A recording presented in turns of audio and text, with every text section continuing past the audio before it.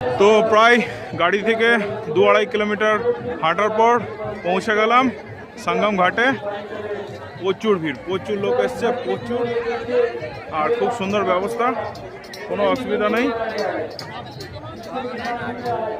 নারকেল, ফুল, গ্যালেন সব এখানে পেয়ে যাবেন, যদি ভুলে থাকেন নিয়ে আসতে কোনো অসুবিধা নেই।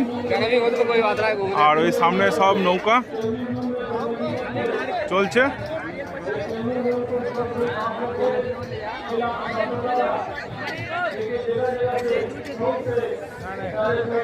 এইটা দিয়ে এলাম।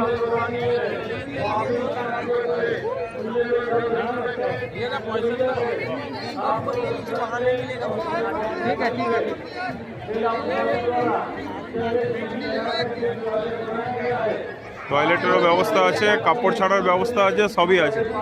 এই যেগুলো সব মহিলাদের এক্সচেঞ্জ রুম, এই যে সামনে দেখতে পাচ্ছেন। জামা কাপড় এখানে চেঞ্জ করতে পারে মহিলারা।